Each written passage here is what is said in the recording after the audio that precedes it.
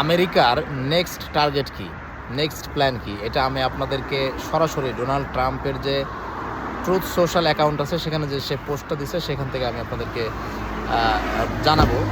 সেটা হলো Trump Khomeini যে মারা গেছে, যিনি সারা পৃথিবীর সাম্রাজ্যবাদ বিরোধী লড়াইয়ের অন্যতম লিডার, মুসলিম অমুসলিম সবার কাছে যার প্রতি সবার ভালোবাসা, তাকে ট্রাম্প বলতেছে Khomeini is one of the most evil person in history is died. মানে ট্রাম্প খোমেনির মতো একজন বিপ্লবী নেতাকে বলতেছে পৃথিবীর সবচেয়ে বড় শয়তান। এটা বলে সে মানুষের অন্তরে আবারও আঘাত দিতেছে। তারপর সে বলতেছে it is justice not only for Iran but also for great Americans. দেখেন শব্দের আপনি মিল দেখেন। ওসামা বিন লাদেনকে হত্যার পরে বারাক ওবামা কিন্তু বলছিল জাস্টিস হ্যাজ বিন ডান। এখানে খোমেনি আরেকজন মুসলিম নেতা, তাকে মারার পরেও আমেরিকা বলতেছে জাস্টিস হ্যাজ বিন ডান। তারা নিজেদেরকে বোঝাচ্ছে যে তারা ইনসাফের ধ্বজাধারী, তারা সারা পৃথিবীতে ইনসাফ কায়েম করতে চায়। বলতেছে যে এটা ইরানিদের জন্য তারা জাস্টিস করছে, মানে ইরানের মানুষ জুলুমের মধ্যে ছিল, তাদেরকে সেটা থেকে সে রেহাই দিছে। আমেরিকার যে ট্রাম্প কার্ড, আমেরিকা যে সবসময় বলে ওয়ার অন টেরর, সারা পৃথিবীতে তারা সন্ত্রাসের বিরুদ্ধে লড়াই করে, এটাকেও সন্ত্রাসের বিরুদ্ধে লড়াই হিসাবে সে দেখাইতে চাইতেছে। এরপরে আমি এর আগেই বলছিলাম যে আসলে আমেরিকা এরকম কিছুই চায় যে ইরানের যে টপ লিডার্স তাদেরকে সে হত্যা করতে চায় এবং সেই জায়গায় একটা পুতুল সরকার বসাইতে চায়।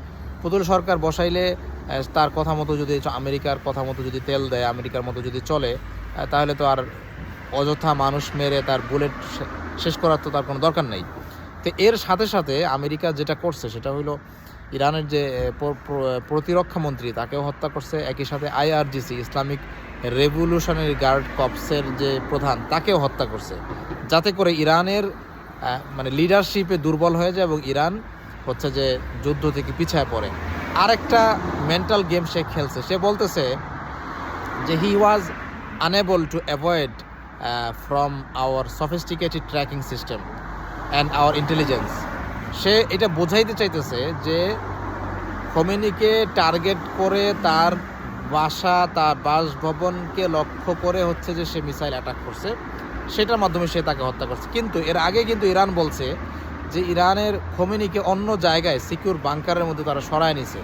তো এইটা আমি যেটা বুঝি, আমার কাছে যেটা মনে হয়, বা পূর্বের ইরানের ইতিহাস থেকে যেটা বোঝা যায় যে ইরানের যে টার্গেটেড অ্যাটাকগুলি করে, ইরানের যে বিরোধী দলগুলো আছে তারা আমেরিকাকে সহযোগিতা করে। প্রত্যেকটা দেশের মধ্যেই কিন্তু বিরোধী মত থাকে বা গুপ্তচর থাকে। আমেরিকার যারা গুপ্ত সৈনিক তারাই কিন্তু, আমি মনে করি আমেরিকা নিজের ট্র্যাকিং সিস্টেমের যে বড়াই দেখাইতেছে, অ্যাকচুয়ালি এতটা নিখুঁত তাদের ট্র্যাকিং সিস্টেম নাই।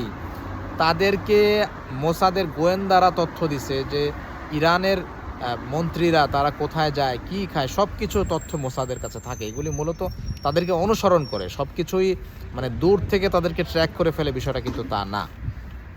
ঠিক আছে, সো ভিতর থেকে কেউ ইনফরমেশন দিছে যে খোমেনি অমুক জায়গায় আছে, অমুক জায়গায় আক্রমণ করো, এরকম কোনো কিছুর মাধ্যমে মূলত তাকে হত্যা করে, বিশ্বাসঘাতকতার মাধ্যমে হত্যা করছে। কিন্তু এটার বড়াইটা নিতেছে হচ্ছে নিজেদের টেকনোলজির।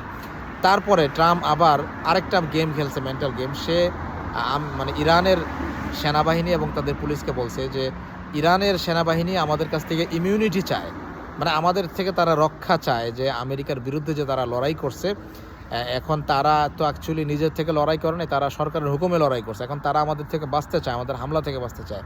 সো এখানেও ট্রাম্প বলতেছে যদি আমাদের বিরুদ্ধে তোমরা আর কোনো আক্রমণ না করো তাহলে তোমাদেরকে মাফ করে দেবো, কিন্তু যদি যুদ্ধ তোমরা দীর্ঘক্ষণ চালায় নাও তাহলে কিন্তু তোমাদেরকে আর কোনো ক্ষমা করা হবে না। কিন্তু বাস্তবিকভাবে আমেরিকার যে প্রস্তুতি, আমেরিকার যে তার যে লজিস্টিক সাপোর্ট, তার যে যুদ্ধ সরঞ্জাম, এগুলোর মধ্যে কিন্তু সে পদাতিক ট্যাঙ্ক বা পদাতিক ডিভিশনের সৈন্য সে বেশি আনে নাই। সে মেইনলি তার এয়ারবেজের মাধ্যমে, তার বিমান বাহিনী এয়ারফোর্সের মাধ্যমে সে মূলত হামলাটা করার চেষ্টা করছে এবং করতেছে। অর্থাৎ দীর্ঘমেয়াদী বছরের পর বছর লড়াই করবে, আফগানিস্তানে যেমন করছে, এই রকম লড়াইয়ের প্রস্তুতি নিয়ে কিন্তু আমেরিকা আসে নাই। কারণ আমেরিকাও চায় না যে ইরানের মতো গুরুত্বপূর্ণ জায়গাটাকে বেশিক্ষণ ব্যস্ত রাখা। তাহলে হরমুজ প্রণালী যদি দীর্ঘদিন বন্ধ থাকে, এখানে কিন্তু আমেরিকার মিত্র যারা ইউরোপ, তারাও কিন্তু আমেরিকার উপর বিরক্ত হবে, তাদের তেল সাপ্লাই যদি বন্ধ হয়ে যায়। সো আমেরিকা চাইতেছে হুমকির মাধ্যমে হচ্ছে যে ইরানের যে সেনাবাহিনী বা আর্মি তাদেরকে যুদ্ধ থেকে বিরত রাখা, এবং একই সাথে আমাদের বাংলাদেশে যেমন আসিফ নজরুল এরকম গাদ্দার কারা কারা আছে এদেরকে খোঁজে। এখন মূলত আমেরিকার টার্গেট হলো গাদ্দারদেরকে খোঁজে।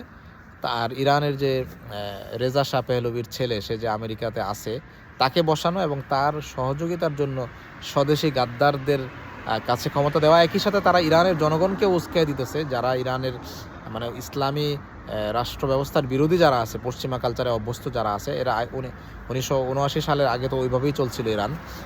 সো তাদেরকে উস্কায় দিয়ে আসলে গেমটা এখানে খুব দ্রুত আমেরিকা আসলে শেষ করার চেষ্টা করতেছে। তো আপনাদের কাছে কি খবর আছে, বা আপনারা কি মনে করেন ইরান যুদ্ধের পরিস্থিতি কোন দিকে যাইতে পারে, সেটাও আপনারা আমার কমেন্ট বক্সে জানাইতে পারেন। আমাকে ফেসবুক থেকে যারা ফলো করতেছেন তারা ফেসবুকে জানাইতে পারেন, আর যারা ইউটিউব থেকে দেখতেছেন তারা ইউটিউবের কমেন্ট বক্সে আপনারা লিখতে পারেন। ভালো থাকবেন। ইনসাফ জিন্দাবাদ।